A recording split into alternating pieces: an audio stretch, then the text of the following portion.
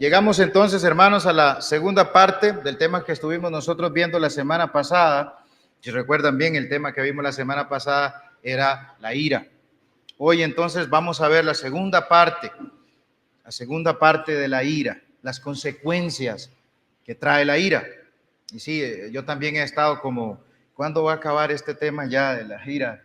El hermano Jerry lo prolongó mucho, pero bastante importante, porque la ira llega a hacerse tan parte de nosotros que llegamos a tenerla como un estilo de vida. Pasa de vez en cuando, o hay episodios de enojo, pero ya después todo se va a poner normal, ¿verdad? Nos enojamos, lo que voy a hacer es pedir disculpas y listo, ya se acaba. Por otro lado, la persona ofendida, ¿verdad? Puede que aguante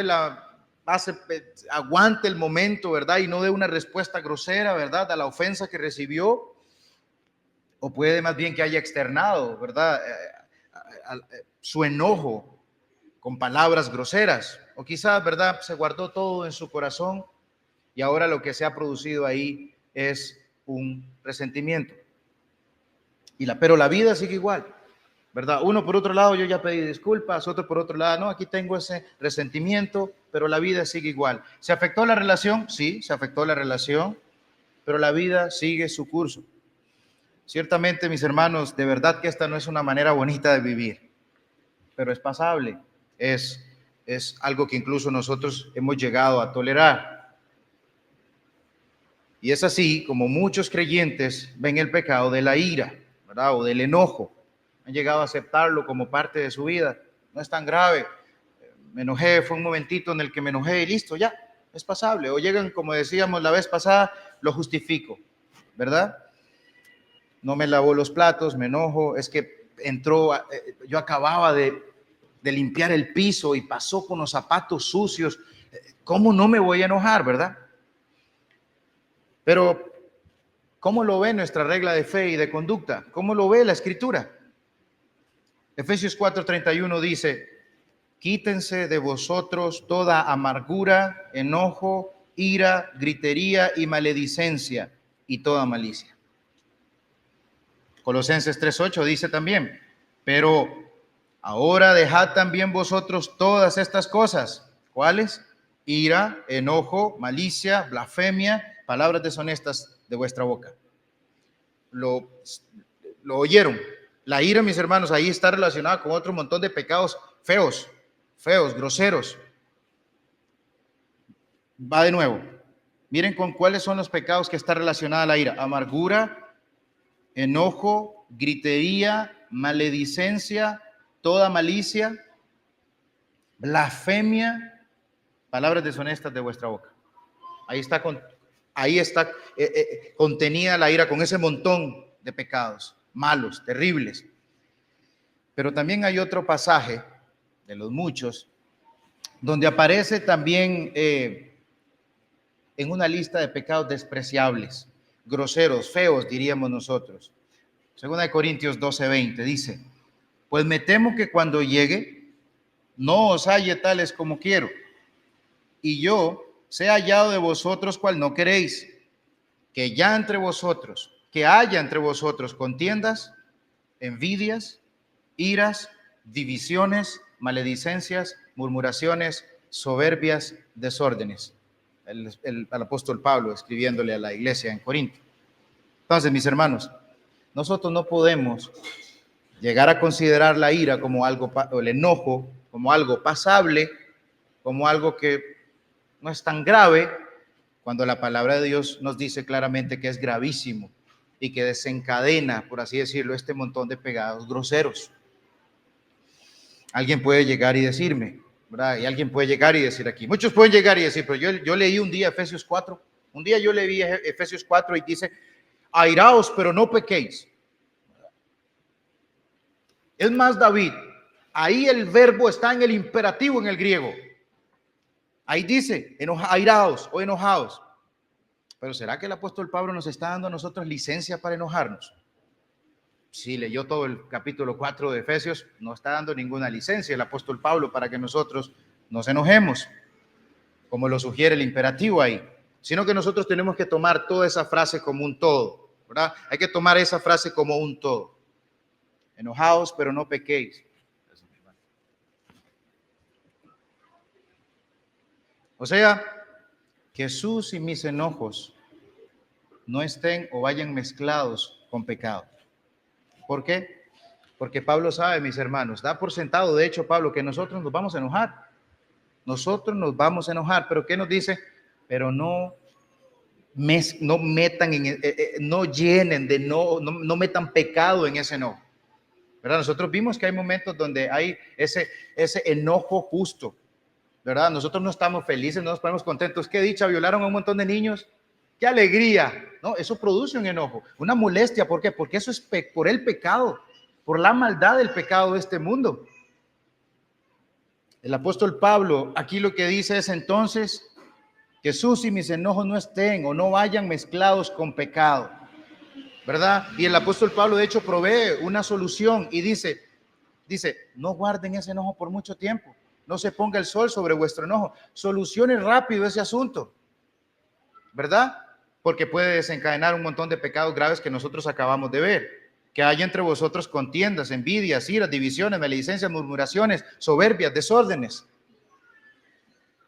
Puede traer gravísimas consecuencias. Entonces, si es la ira, si el enojo puede traer graves consecuencias, ¿cuáles son esas consecuencias que puede traer? Empecemos con la primera, el resentimiento. ¿Qué es el resentimiento? Aferrarse a la ira, a tal punto que usted llega a como internalizarla, se la deja allá adentro, ¿verdad? Y comienza a crecer y a crecer. El corazón, ¿verdad? Comienza a albergar esa molestia ahí, ¿verdad? Porque usted fue maltratado, porque quizás usted fue humillado, entonces se vuelve un resentimiento. Un ejemplo puede ser, ¿verdad? Un empleado regañado, ¿verdad? No puede reaccionar violentamente contra su jefe, pero se guarda entonces eso ahí, encapsula toda esa molestia, todo ese enojo, y lo que se va a formar va a ser un resentimiento. Una esposa regañada, ¿verdad? También con un esposo mandón, guarda esa esposa ahí, ese resentimiento, guarda ese enojo y crece y se hace un resentimiento, y eso lleva a la amargura.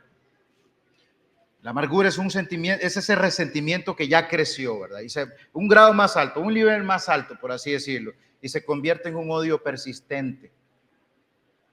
Quizá desaparezca el resentimiento, pero que esa amargura y ese rechazo a ese objeto de su molestia, a ese objeto de su odio.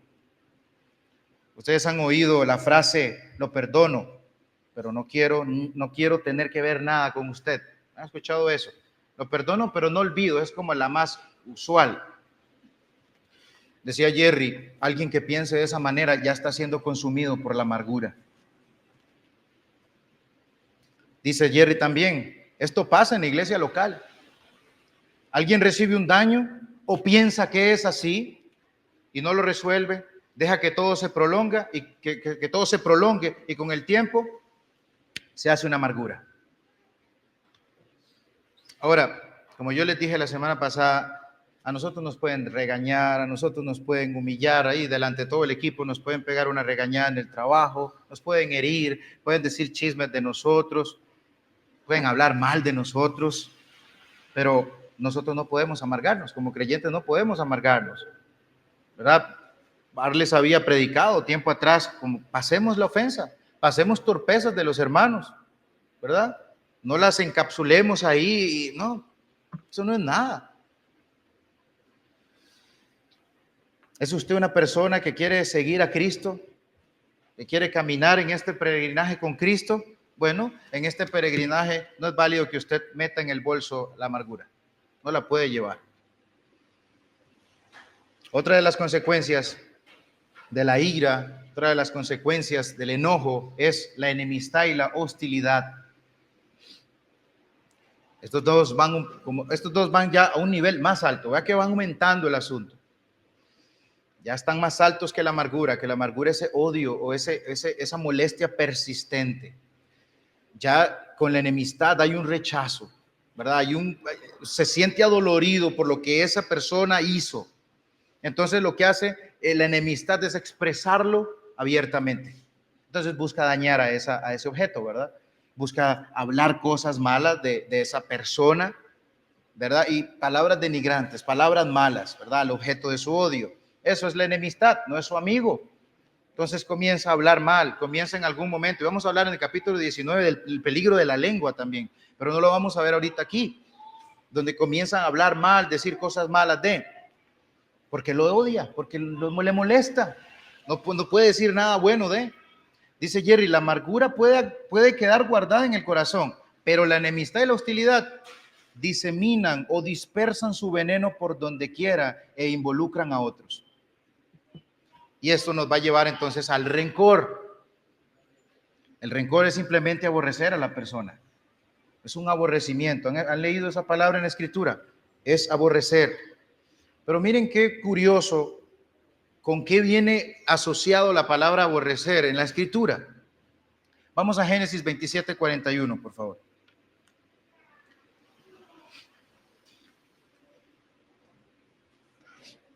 Dice: y aborreció Esaú a Jacob por la bendición con que su padre le había bendecido. Y dijo en su corazón: llegarán los días de luto de mi padre y yo mataré a mi hermano Jacob. Lo aborreció, lo matará. Esa es la acción, esa es la acción que quiere cometer este hombre, porque lo aborrece. Ahora vámonos al 50:15 de Génesis.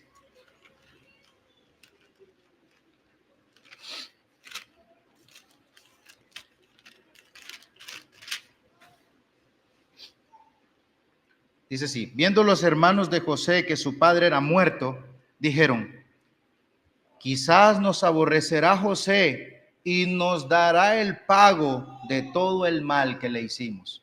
Aborrecer, rencor, lleva como un deseo de vengarse, de hacer daño. Ahora miren Levítico 19:18 dice: no te vengarás ni guardarás rencor a los hijos de tu pueblo, sino amarás a tu prójimo como a ti mismo, yo Jehová. Si se dieron cuenta, mis hermanos, sí, el rencor va asociado con una venganza, un deseo de hacer mal. Y quizás en la actualidad en la que nosotros vivimos, de hecho nos pasa cuando nosotros vamos a evangelizar, muchas de las personas cuando uno les menciona el no matarás, ellos dicen nunca he matado. Ellos no asocian que un enojo puede llevar y como el Señor Jesucristo lo ha dicho, ¿verdad? Ellos no piensan que un enojo, pues ese enojo no es nada. No lo asocian con un planeamiento para hacerle daño a otro. Mas, sin embargo, muchas veces las personas de afuera o incluso nosotros en la iglesia planificamos mentalmente maneras de cómo desquitarme, maneras de cómo le voy a responder. Voy a ver cómo hago para meterle el pie y que se caiga.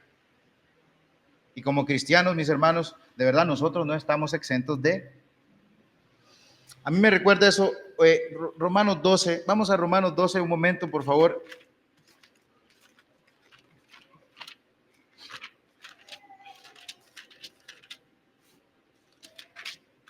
Romanos 12, 19 al 21 dice: no os venguéis vosotros mismos, amados míos, sino dejad lugar a la ira de Dios, porque escrito está: mía es la venganza, yo pagaré, dice el Señor.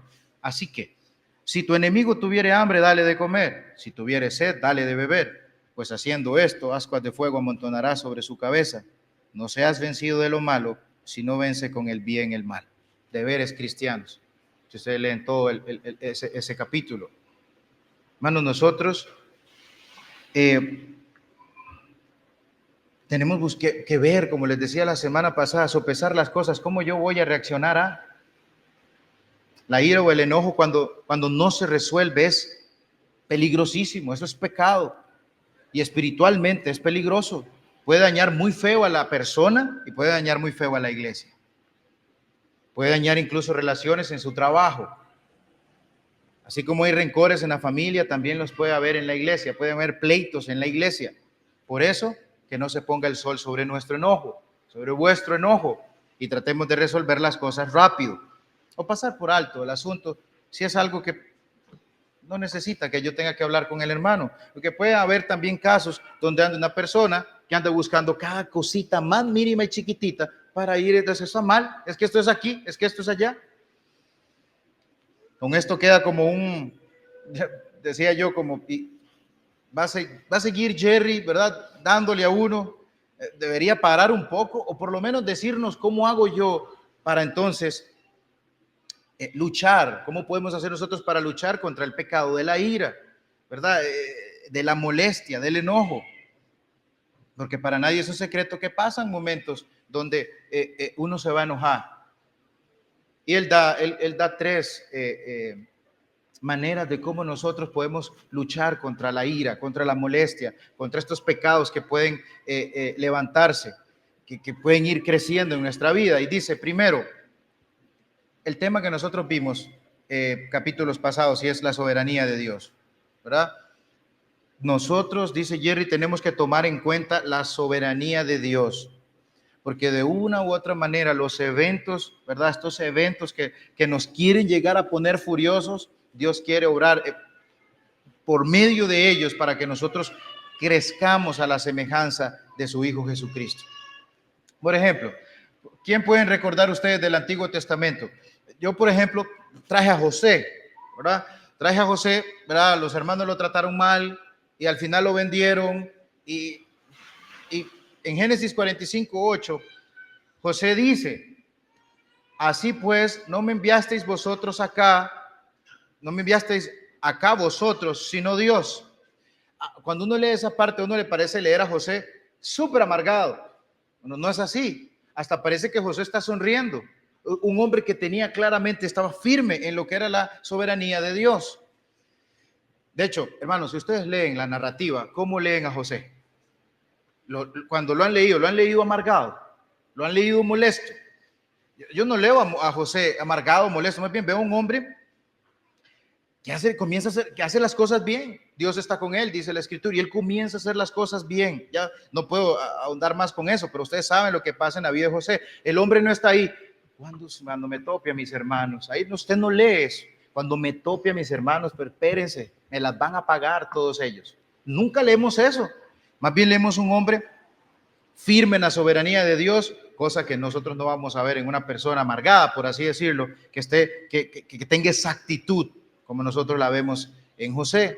Tenía una creencia firme en la soberanía de Dios, y la soberanía de Dios entonces va a ser para nosotros esa defensa, ese escudo para que cuando querramos o nos veamos tentados de anidar ira, enojo en nuestros corazones, ¿verdad? Es la soberanía de Dios la que nos ayude, ¿verdad? Que aunque las acciones que haga ese hermano contra nosotros me traten de enojar, ¿verdad? Debo ver la manera de que obren para la gloria de Dios y poder decir de alguna manera, como decía José, ¿verdad? Vosotros pensasteis mal contra mí, pero más Dios lo encaminó a bien. Lo que sea, Dios lo va a encaminar para mi bien. Entonces, hagamos que esas cosas se conviertan en una oportunidad más bien para crecer a la imagen del Señor Jesucristo. Cómo exprimir esos eventos que nos quieren poner furiosos y no voy a darle lugar al diablo enojándome. Voy a comportarme como un creyente que está firme en la soberanía de Dios. Hermanos, Dios quiere el bien de nosotros, Dios no quiere el mal de su pueblo. No importa entonces qué evento venga, la firme creencia en la soberanía de su Dios y mi Dios va a ser entonces ese primer paso para que usted pueda calmar la ira y otros pecados que se quieran levantar en nuestras vidas, ¿verdad? Como nosotros vimos, ¿verdad? Anteriormente. Entonces, la soberanía de Dios, ese es el primer paso, la soberanía de Dios. ¿Cuántos de ustedes piensan en esa soberanía de Dios constantemente? Dios todo lo hace bien. Yo la vez pasada dije que estaba en Marcos 10, pero no está en Marcos 7. Dios todo lo ha hecho bien, todo lo hace bien, lo continúa haciendo bien. Entonces, ese es el primer paso. Dios es soberano. Y esta situación que está pasando, sí, me está queriendo poner enojado, pero ¿cómo voy a hacer? No, Dios, yo confío que esto que usted está haciendo es para que sea usted glorificado y yo sea cada vez hecho más a la imagen de su Hijo Jesucristo.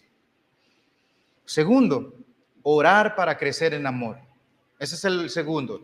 Tengo firmemente tengo conciencia de la soberanía del Señor, entonces ahora yo oro para crecer en amor, ¿verdad? Ira, lo contrario, amor, ¿verdad? Enojo, amor. Entonces, pidámosle al Señor que nos dé ese amor por quienes nos ofenden, ¿verdad? o que nos van a ofender en algún momento. Dice en 1 Pedro 4:8, y ante todo tened entre vosotros ferviente amor, porque el amor cubrirá multitud de pecados. Ferviente amor. Ya no puedo ir más al fondo ahí, pero tal vez ustedes en su casa lo puedan estudiar. Venga, hay un amor más o menos. Hay un amorcillo normal. Ferviente amor. Una frase que es muy difícil, ¿verdad? Pero tened entre vosotros ferviente amor.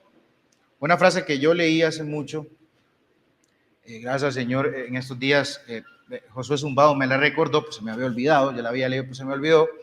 Decía, un hombre decía esto, muy cierto, de hecho, dice, es difícil estar enojado con las personas por las cuales usted ora. Es difícil estar enojado con las personas por las cuales usted ora. Y es cierto, póngase en la mente, ¿por quién yo no puedo orar? Pregúntese así, más fácil. Porque usted puede decir, sí, yo puedo orar por muchos, pero ¿por quién usted no puede orar? ¿Por quién usted siente algo ahí que usted no puede orar? Cuando usted sienta algo por alguien ahí que usted no puede orar, ay, ay, ay. ¿Verdad? Es ahí donde hay que examinarse. No puedo orar por esta persona, ay. Va a tener que sentir algo ahí, ay. ¿Por qué no? Y examínese. El amor a nosotros nos va a capacitar para que pasemos por alto muchas cosas pecaminosas o torpes que los hermanos hagan contra nosotros, ¿verdad? Y nos hagan enojar. Entonces las vamos a pasar por alto. ¿Qué cosas? Hermanos, si alguien nos ignora, o si alguien hizo algo que me dio pena, ¿verdad? Ahí el amor tiene que, ¿verdad? Yo amo a este hermano, lo que hizo no es nada, ¿verdad? No voy a ir, hermano, es que viera que usted me ignoró y, ¿verdad? Hacer algo más grande, ahogarse en un vaso con agua, como dicen, ¿verdad? Pongámoslo así, este es un ejemplo muy light, perdón por los ejemplos light que yo traigo. Soy muy limitado en ese aspecto de traer muchos ejemplos, pero vean, por ejemplo, usted pone su carro siempre en un lugar. Usted siempre pone su carro en ese mismo lugar. Pero ese día el hermano Mariano vio, perdón al hermano Mariano que lo agarro de ejemplo. Pero el hermano Mariano vio el campo y el hermano Mariano se mete en ese campo, ¿verdad? Todos aquí amamos al hermano Mariano, en extremo. Amamos a nuestro pastor. Entonces yo paso por ahí, bueno, Naidi, mi caso es Naidi. Pasa Naidi por ahí y ve el campo. Me quitó el campo el hermano Mariano. Pero lo amo, mi hermanito. Que ahí se quede, yo pongo en otro lado mi carro. Pero un día voy pasando y ese no es el carro del hermano Mariano. Me quitó el campo. Entonces ahí también hay un lugar más para examinarnos. Si lo amo fácilmente, yo diría, mi hermano, se quede ahí. Entonces, son muy light los ejemplos, pero yo creo que ya ustedes pueden ir acoplándolo a otros más que puedan aparecer en nuestras vidas, donde podemos pasar por alto muchas de las torpezas que podemos nosotros cometer contra los hermanos. ¿Cuál va a ser nuestra reacción, verdad? En ese aspecto, ¿se va a enojar o va a pasar por alto ese asunto? El esposo que llega a la casa, no hay cena, y ese ejemplo se lo puse la semana pasada también. No hay cena y además la casa está hecha un desastre. Así como pregunta de película que queda en continuará. ¿Permitirá el esposo que el amor por su amada esposa cubra esta situación que incita al enojo y a la furia? Y se ponga, o sea, se ponga las mangas aquí para trabajar y ayudarle a su esposa, o el esposo dará rienda suelta al enojo y comenzará a lastimar verbalmente a su esposa. Como les dije, mis hermanos, nosotros somos los que sabemos cómo vamos a reaccionar, cómo usted va a reaccionar en momentos así. Nos está dejando el bus, siempre buscamos, ¿verdad? Nosotros culpar. Vamos tarde, entonces vamos a buscar culpar. Nosotros somos los que elegimos cómo vamos. De hecho, el domingo es un día, yo me acuerdo cuando hablaba con la hermana Angélica, yo le decía, hermana Angélica, el domingo es difícil desde que comienza. Uno comienza a ir tarde y ya uno comienza a querer de verdad culpar. Es que es por su culpa que estamos saliendo tarde, porque yo estoy listo. Yo ya me listé, ¿verdad? Y el hermano Jerry también ponía ese ejemplo, ¿verdad? Él decía, yo estoy listo rápido, pero mi esposa tarda y yo tiendo a culparla a ella. Yo voy a elegir qué voy a hacer. Comenzar a culpar a mi esposa y amargar todo el día desde la mañana, o simplemente esperar y ser paciente. Tercero, aprender a perdonar de la manera que Cristo nos perdonó a nosotros. ¿Cómo? Recuerden pasajes de las Escrituras. ¿Cómo yo voy a perdonar? Recordemos pasajes de las Escrituras. Les recomiendo otra vez, hay una prédica de la parábola de los dos deudores que dio el hermano Mariano, ¿verdad? Eso está en Lucas 7, del 36 al 50, la pueden escuchar. Pero el autor aquí toca Mateo 18, 21 al 35. Pueden oír la enseñanza de nuestro hermano, ¿verdad? Que también toca el perdón, esa deuda, ¿verdad? Esa deuda y ese costo altísimo que tuvo que pagar el Señor por nuestra salvación. Dice, ahí en Mateo, yo no lo voy a leer, ¿verdad? Pedro le pregunta a Jesús, yo creo que ustedes recuerdan esto, ¿verdad? Pedro le pregunta a Jesús así para verse genial delante de Jesucristo. ¿Cuántas veces había de perdonar? ¿Verdad? Ya todos saben, hasta 7, dice Pedro. Cada vez que me ofendan, Señor, y hasta 7. Vean cuánto subió el número. 4 niveles subió, porque los judíos decían 3, y después de ahí no más. Y Pedro sube a 7. Wow, Pedro realmente lo que está esperando era el wow, qué misericordioso que eres, Pedro, del Señor Jesucristo, ¿verdad? Qué chiva que eres, Pedro, sí. Pero no escuchó eso. Más bien el Señor lo lleva a una parábola de un siervo que no perdonó al otro.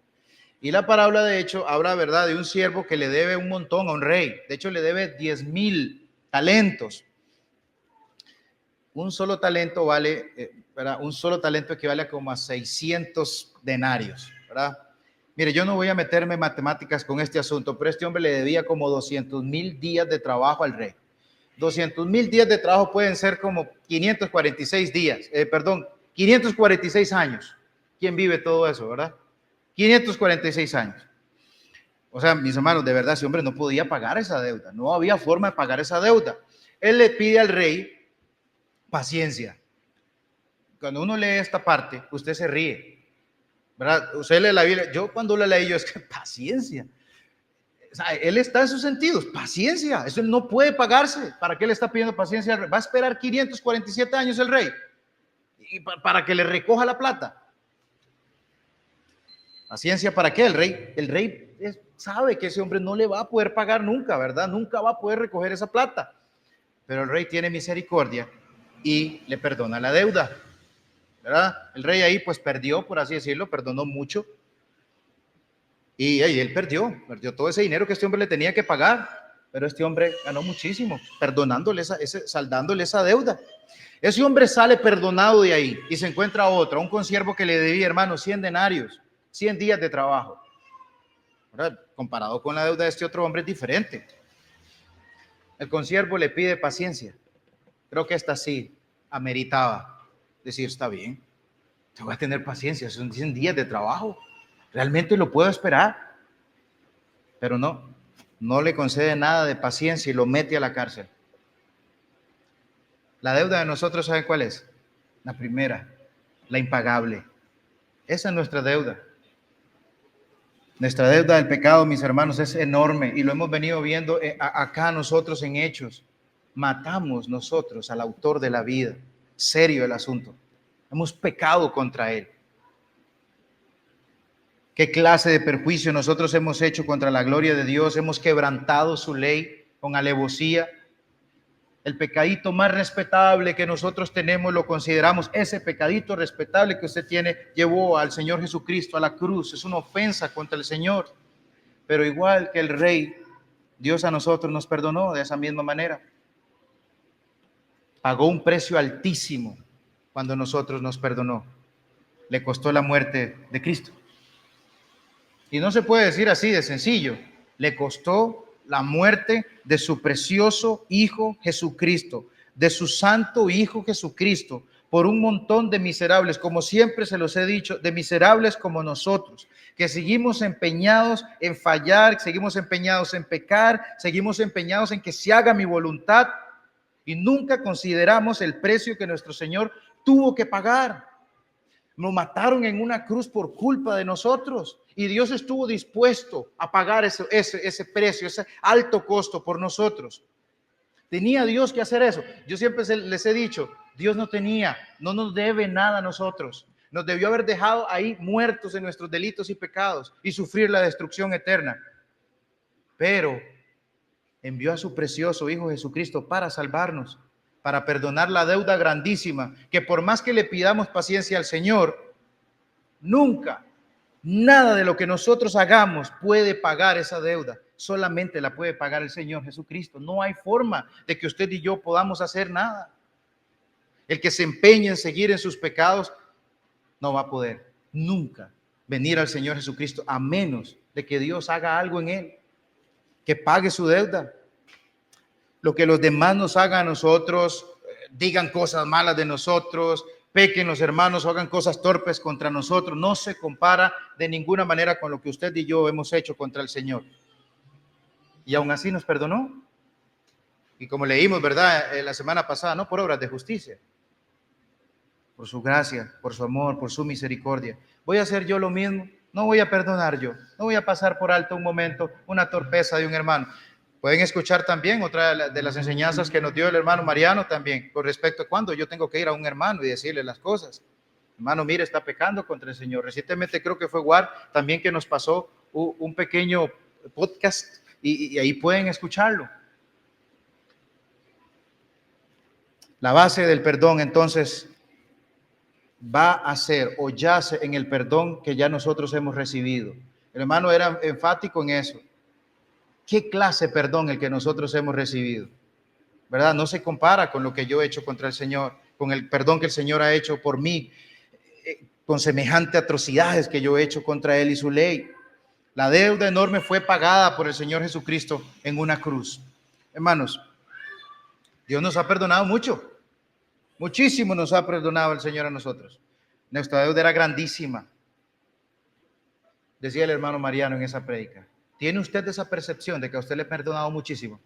Porque nosotros tendemos a olvidarnos de que el Señor a nosotros nos ha perdonado muchísimo, porque nosotros siempre estamos diciendo, no, es que yo no soy tan malo, yo soy bien genial. Dios no tiene que perdonarme mucho a mí, yo siempre hice las cosas bien. Nunca nosotros nos ponemos a examinar realmente la deuda enorme que el Señor nos perdonó a nosotros. Saber lo mucho que nosotros fuimos perdonados nos va a llevar a amar sí al Señor primeramente y luego va a desembocar en amar a nuestro prójimo. Una vez yo le dije a una persona, yo deseo amar a mis hermanos en la iglesia, a todos por igual. Y esa persona me dijo de una vez, nunca va a poder. Y yo entonces me forzaba, ¿verdad? Y realmente tenía razón. Nunca se va a poder amar a todos por igual. Pero una vez yo me consolé con esto, no voy a poder amar a todos por igual, pero sí igual en el amor que Cristo me ha dado por todos. Entonces, termino con una frase de Thomas Watson que decía, si Dios a mí no me hubiera cambiado el corazón, nunca tuviera un corazón para amarle. Si Dios no me hubiera cambiado el corazón, nunca tuviera un corazón para amarle. Ahora, que usted y yo tengamos un nuevo corazón, no fue que Dios quitó el de piedra y puso el corazón de carne ahí, no, le costó la muerte de su Hijo Jesucristo. Y es en eso donde nosotros tenemos que enfocarnos siempre. Le costó la muerte a Cristo. Mataron a nuestro Señor Jesucristo. No tenían que haberlo matado, pero era necesario que el Señor Jesucristo muriera para que nosotros fuéramos perdonados de nuestros pecados. Un nuevo corazón le costó la muerte al Hijo en la cruz. Y se nos ha dado entonces un nuevo corazón para amarle. Podemos entonces amar a nuestro prójimo. Quizá no vamos a poderlos amar igual, pero sí igual en el amor en Cristo Jesús. Entonces, mis hermanos, hasta aquí. Si Dios lo permite, nos vemos la siguiente semana. Hoy les quité unos minutitos más.